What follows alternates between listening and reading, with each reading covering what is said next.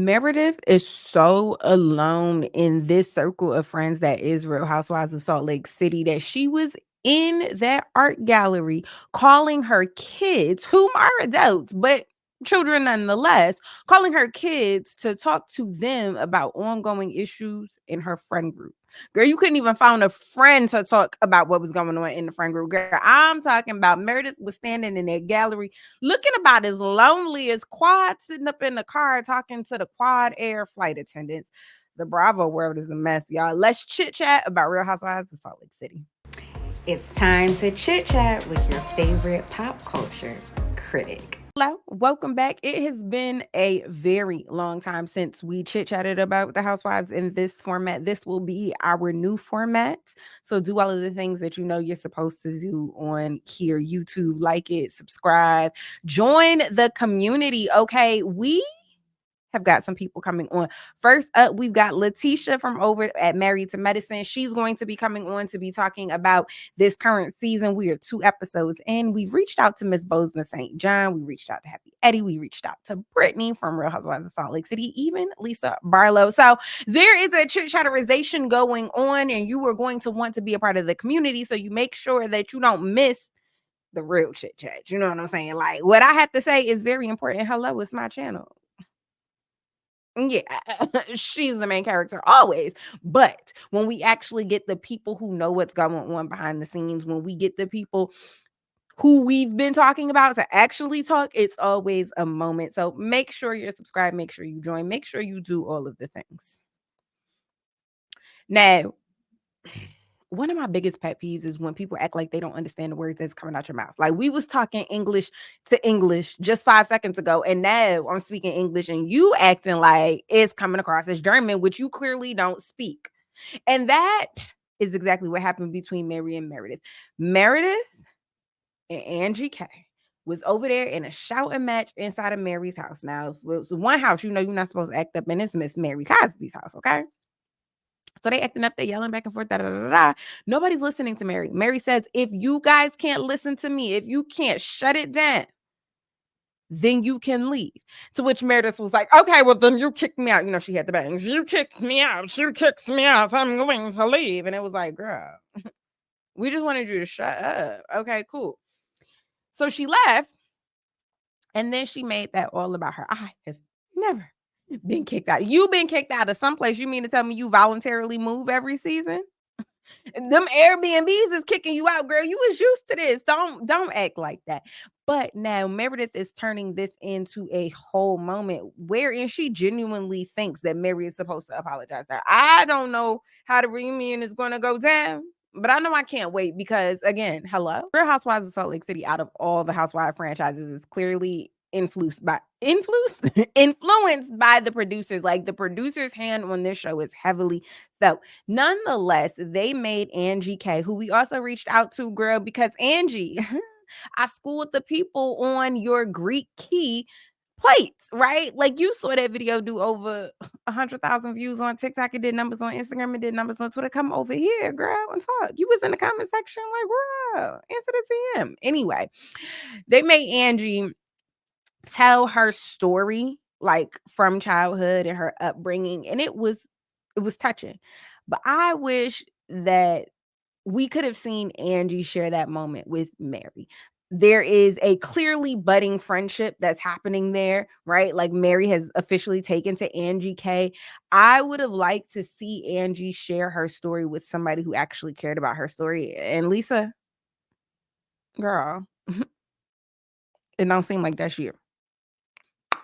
Now, if I had to hear Brittany talk about that Jared Asman man one more time, is they, ain't they, is they, ain't they, I am going to wrap both my hands around my neck. Girl, I can't take it no more, okay? If you doing a brown chicken, brown cow with that man, if that man got a good little pickle child, whatever it is, let it be your business. Stop telling us. I can't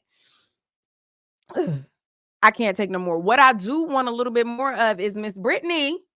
Now, your former stepdaughter is on TikTok spilling the tea about you. Said that you met your former ex-husband in a Target. Okay, nothing wrong. We like a little meet cute. He then proposed about a year later in the same Target. Okay. And she said everything was cool. until she told you she wasn't going to put your name on her wedding invitations. And then she said things went downhill. She said you started showing your ass. I'm paraphrasing a little bit, but again, I invited you onto the live, so come on, let's talk about it. Now, to the last two big moments of this episode, what was this, episode 11? Was the campfire. I was trying to find another K. Because I was going to say the campfire hoedown, but I wanted something a K. Help me, Jesus, because campfire starts with a C. I'm imploding like their conversation imploded. Oh my God. I was looking for something with a C to match the campground. Oh my God. Ugh. The campfire conversation. Maybe that's what I was going to say. The campfire conversation was a big moment out of episode 11, as well as Mary's one-on-one with her son, Robert Sr. I want to start at the camp with the C fire conversation. Clearly, and we all know the rumors, just in case you live under a rock, hi, Patrick, sorry. The rumors are that Lisa and Mary got into it. While they was going back and forth, Mary Cosby called Lisa Barlow's son, Henry, the R word. Now, let's just take a moment on the slurs. I don't care what year you went to school, all of that. Oh, we used to say that. Da, da, da, da. People are telling you now that it's a slur. Okay. Okay. Thank you. Thank you. Thank you. Anyway, so allegedly that happened. But then production, editing, NBCU, powers that be decided to take that out. So what we are watching is a heavily edited conversation. We're watching all of these women be taken aback and gooped and gagged, but we, the viewers, didn't watch no gooped and gaggedness, right? Like we watched, who said it? I used Meredith's hearing aids and turned it up a little. And then Meredith was like, are you talking about me? Are you making jokes about my disabilities? Okay. To Mary and her son, Robert Sr., Jr., Robert Jr., Mary's son, Robert Jr., before we get there, I just want to say, I still believe that Bronwyn came on here to justify divorcing that man, Todd. That man, Todd, didn't start acting like he been acting on the show for the show. They don't need the money. Unless the man is going broke and somehow we don't know this man who owns HP stocks and all of this, the man who is behind the invention of the Palm Pilot, unless he's going broke and we the people don't know about it, I believe that Bronwyn brought this man on the show to show all of her friends, Shannon Bedore style, you all will see that her diamond shoes are too tight. That being said, duh, the man who is worth almost 26 million did a background check on his hot little tenderoni before they got together. Hello, big red truck. Are you dumb? Like, are you cool? Yeah, listen, I'm gonna do a background check.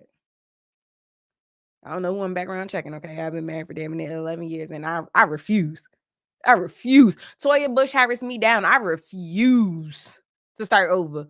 Toya said Eugene could get a house down the street if it don't work out with them. Okay, yeah, it's okay, my man. I'm not divorced. Drake. Never gonna happen. Never gonna happen. Never gonna happen. Never gonna happen. Okay, so Todd wouldn't be talking to me at them dinner parties like that. I don't care how old school that man is. I don't care how old he is. Okay. He wouldn't be talking to me like that at the dinner table. However, and I hate to sound like I'm defending him, if I am worth all of these things, right? If I've got all of these stock options, I understand a world where Todd is used to Bronwyn going to dinner parties, and everything that Bronwyn does is for the betterment of their empire, which he is the worker of, right? I am very sure it is shocking to be at what you think is a dinner party with your wife, and you've been to a gajillion dinner parties with your wife. I can only imagine how gooped and gagged you are when the girls start doing what the girls is doing on Housewives. You're like, well, that's not how we act, right? So again, a little bit of part to Bronwyn, because let him know what he's walking into. Clearly you didn't. Okay. And then a little part to Todd. Todd, this ain't that and that ain't this. And if you want that, you're going to have to let go of this. Mary, and I want to give credit. I am even guilty of this myself. Robert Jr. is a grown man, okay? He clearly was a willing participant in sharing his story on this show. Nobody like propped him up and hit the NSYNC puppet strings and made him do that, right? So Mary, as well as Robert Jr.'s decision to share Robert's story, in the words of Keith Lee, I hope that scene reaches its intended audience. If there is anything that I know that we are given tests so that we can be a testimony. And I hope that this testimony that we saw from Robert Jr. and Mary reaches its intended target. That being said, I cried like a baby child. Oh, I'm talking about, you could call me Blubber the Whale. Just I was crying. Hello? Crying. That man said that he felt like a stain. He said that he was taking 10 30 milligram painkillers at a time and didn't feel nothing. Said that he was mixing the Xanax with a little bit of everything but some Jesus, child. Hello? But communion. I'm joking, but y'all know I'm serious. That was heartbreaking to watch. And of course, everybody knows what they would do when you're not in the situation. Everybody knows what they're going to do. If it was me, I would never let nobody, when I would everybody knows what they're going to do until they stand in 2 feet in the situation, right? So we can say, Mary, how did you know this was going on in your household and you didn't know? Like, how did you not know that this was going on in your household? We could say, where was Robert Sr.? We could say a bunch of things, but again, we weren't there. We didn't walk it. Also, one thing we know, them preacher kids, it's a trope, but them preachers kids live up to that trope every single time they gonna do it. They gonna do it. TD Jake's daughter, PK, teen mother. TD Jake's daughter,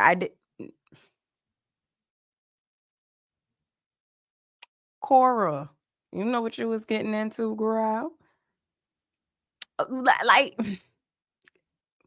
Kurt Franklin's son. The list goes on. Fred Hampton's daughter. The list goes on and on. Mary Cosby's son. Nobody is immune. Okay.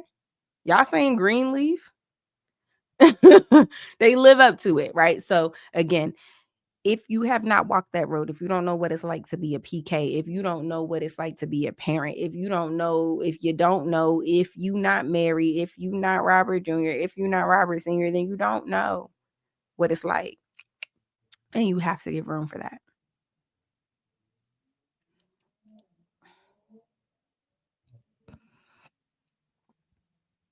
I love that she being Mary filled that conversation with so much love.